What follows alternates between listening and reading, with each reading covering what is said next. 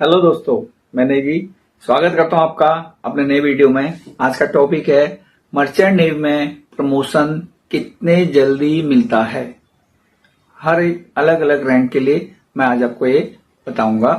तो merchant navy में promotion automatic नहीं मिलता है, ये हमेशा ध्यान में रखिए। इसमें शिप में समय बिताने से रैंक नहीं बढ़ती है। हमेशा एग्जाम प्लस सी टाइम प्लस डिसिप्लिन, शिप में आपका डिसिप्लिन भी बहुत मैटर करता है, उससे प्रमोशन आपका शिप में बढ़ता है। उसमें आगे मैं छोटी छोटी बातें आपको बताऊंगा इस वीडियो में कि प्रमोशन का पूरा सिस्टम क्या है सच में, और डेक और इंजन दोनों साइड्स के लिए अलग अलग क्या एग्जाम है, क्या एग्जाम रियलिटी है, क्या उसकी सैलरी जंप होती है। कुछ बातें सैलरी के बारे में बताऊंगा और कॉमन मिस्टेक्स क्या हो जाती हैं, ये सब बताऊंगा। सबसे पहले प्रमोशन सिस्टम क्या है मर्चेंट नेवी में, वो कंपनी कभी नहीं देती है। प्रमोशन आपको खुद अर्न करना पड़ता है। इसके 3 मेन फैक्टर्स हैं प्रमोशन के। वो 3 फैक्टर क्या क्या आपको बताता हूं। नंबर 1 है आपका सी टाइम, आप समुद्र के ऊपर कितना रहते हैं, आप कितना मीन्स कितना सेलिंग करते हैं। नंबर 1 उस पर डिपेंड, मैक्सिमम उस पर जो है रिक्वायरमेंट उस पर डिपेंड करता है आपका सेलिंग पे। एक तो सेलिंग करने से क्या होता है, आपका सी एक्सपीरियंस बढ़ता है और आपका वो उतना सी एक्सपीरियंस बढ़ना, वो एक रिकॉर्ड भी बढ़ते जाता है, आपका एक्सपीरियंस, लेंथ ऑफ एक्सपीरियंस भी बढ़ता है। सेकेंडरी होता है आपका प्रमोशन के लिए जो बहुत इंपॉर्टेंट है, मोस्ट इंपॉर्टेंट, वो एग्जाम एमएमडी या डीजी शिपिंग द्वारा लिया गया आपका एग्जाम, जो एक रिटर्न एग्जाम होता है, वो एग्जाम भी आपको पास करना होता है। रिटर्न प्लस इंटरव्यू, वो एग्जाम आपको पास करना होता है।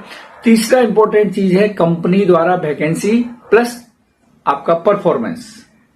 ये 3 मेन फैक्टर हैं कंपनी द्वारा कि जो वैकेंसी रेज कीगी वो, प्लस आपका परफॉर्मेंस कैसे ऑन बोर्ड वेसल, और जो आपका जो लास्ट आप सेल किए हैं इतने सालों से, उस पर आपका परफॉर्मेंस भी डिपेंड करता है सैलरी के। जैसे मैंने पहले बताया, शिप में सालों साल रहने से प्रमोशन नहीं मिलता है, ये ध्यान दीजिए। देन एग्जाम क्लियर करने से प्लस सी टाइम आपका प्रूफ जरूरी होता है एग्जाम के लिए। अभी डेक डिपार्टमेंट के बारे में अगर हम बताएंगे, कुछ चीजें आपको बताना चाहूंगा डेक डिपार्टमेंट के लिए। उसके लिए क्या होता है, उसका फुल रोड मैप मैं आपको बताने की कोशिश करता हूं। जब कैडेट होता है, जैसे भी ऑफिसर्स रैंक के मैं जनरली बता रहा हूं, तो जो कैडेट होता है या ट्रेनिंग ऑफिसर होता है, उसका सी टाइम होता है मिनिमम 12 मंथ्स, और जिसकी सैलरी स्टार्ट होती है लगभग 25,000 से 60,000 तक के बीच में। इट डिपेंड करता है शिप टू शिप और कंपनी टू कंपनी। उनका जो काम होता है डेक लेवल वालों का, जनरली वो नेविगेशन और बेसिक नेविगेशन होता है और वॉच कीपिंग होती है उनकी, ठीक है। On board vessel watch keeping रहती है।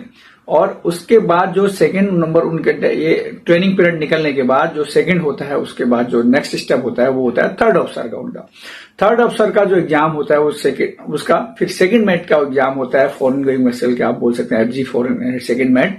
तो टोटल सी टाइम उसके लिए रिक्वायरमेंट होती है 18 महीने, 18 मंथ उसका सी टाइम रिक्वायरमेंट होता है। देन उसकी सैलरी जो होती है वो होती है लगभग 1.5 लाख से 3 लाख तक। नेक्स्ट आता है उसकी जो रिस्पॉन्सिबिलिटीज हैं, वो होती है सेफ्टी चार्ट्स एंड वॉचेस। जो वॉच, उसको वॉच कीपिंग करने पड़ते हैं, हर अलग अलग वॉच में उसको ड्यूटीज करनी पड़ती है ऑन बोर्ड वेसल, डे भी नाइट भी, डे वॉच भी नाइट वॉच भी करना होता है, ये हमेशा ध्यान में रखिए। उसके बाद होता है नेक्स्ट जो होता है, जो एग्जाम होता है, नेक्स्ट जो रैंक होता है वो सेकंड ऑफिसर का होता है। तो उसके लिए सी जो टाइम होता है, सी टाइम रिक्वायरमेंट है उसका 12 to 18 मंथ्स, 12 to 18 मंथ्स उसका सी टाइम होना चाहिए। एग्जाम होगा चीफ मेट का, चीफ मेट एफजी का। सैलरी लगभग उनकी 3 से 5 लाख तक होती है। रिस्पॉन्सिबिलिटीज क्या क्या होती है उसकी, मेन जो होती है नेविगेशन इंचार्ज की होती है, नेविगेशन इंचार्ज की उसकी जो रिस्पॉन्सिबिलिटीज होती है। उसके बाद जो नेक्स्ट स्टेप आता है वो होता है चीफ ऑफिसर्स का। चीफ ऑफिसर्स के लिए सी टाइम मिनिमम 18 to 24 मंथ्स होने चाहिए, सी टाइम सी एक्सपीरियंस आपका। देन एग्जाम उसका जो होगा मास्टर एफजी का होगा, और सैलरी 5 से लगभग 8 लाख तक की उस सैलरी तब तक उसको दी जाती है। उसकी जो रिस्पॉन्सिबिलिटीज होती है चीफ मेट की, वो कार्गो प्लस डिसिप्लिन, ये उसकी मेन रिस्पॉन्सिबिलिटीज होती है। बाकी बहुत सारे और भी रिस्पॉन्सिबिलिटीज होती हैं, बड़ी मेन रिस्पॉन्सिबिलिटी मैं आपको बता रहा हूँ। सो उसके बाद जो नेक्स्ट होता है वो आता है कैप्टन, और उसको मास्टर भी बोला जाता है। तो उसके लिए टोटल टाइम जो है आपका सी टाइम 8 से 12 साल का होना चाहिए। मिनिमम 8 से भी स्टार्ट होता है, 8 से 12 के बीच में जनरली कैप्टन बनते हैं। सॉरी, उसके बाद जो सैलरी होती है वो 7 से 15 लाख के बीच में कैप्टन या मास्टर को सैलरी दी जाती है। फाइनल अथॉरिटी जो होती है वो ऑन बोर्ड कंपनी पे डिपेंड करती है, कौन सी कंपनी है, इंडियन है, फॉरेन है, कौन सा वेसल है, कौन सी कंपनी है, उस पर उनकी सैलरी डिपेंड करती है। रियलिटी ये है, जो फास्ट ट्रैक कैंडिडेट है 8 से 9 साल में कैप्टन बन जाते हैं। ये सच्चाई है, ट्रुथ है कि सच है कि जो फास्ट ट्रैक और मैं आपको बताऊंगा फास्ट ट्रैक के बारे में आगे, वो रियलिटी में 8 से 9 साल में कैप्टन बन सकता है। अभी बात में उसके बारे में बताएंगे। अब इंजन, ये मैंने डेक साइड के बताया, अभी इंजन रूम के बारे में आपको कुछ बातें बताऊंगा।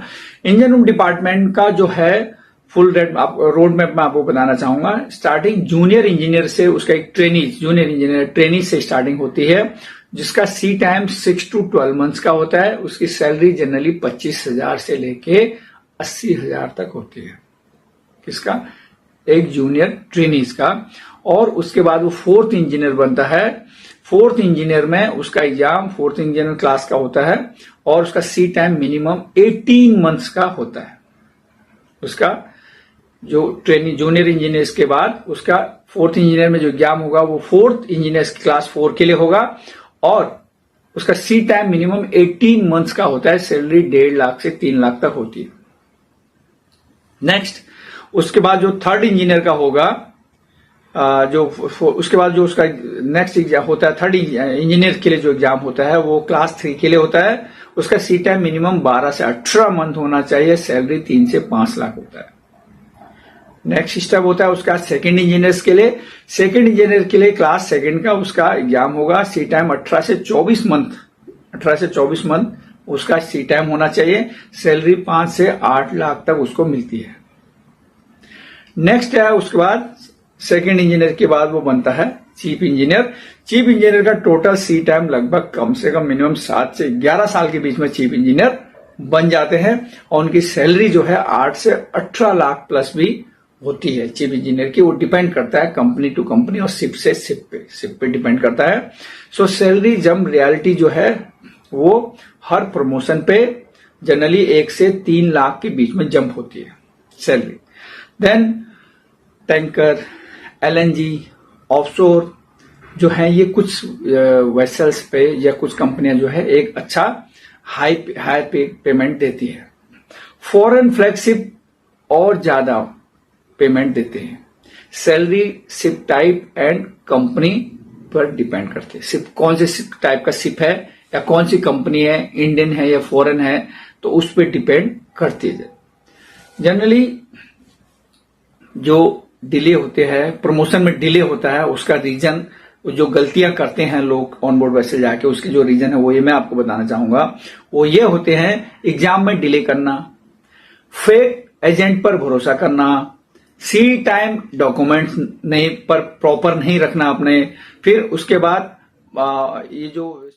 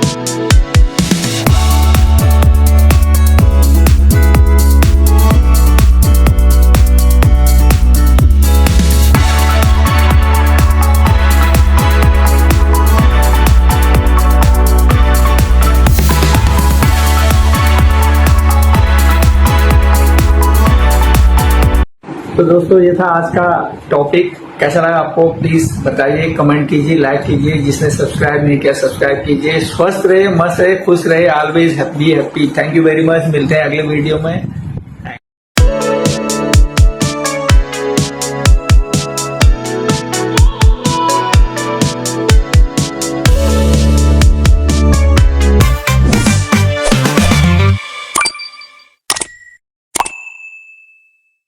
The end.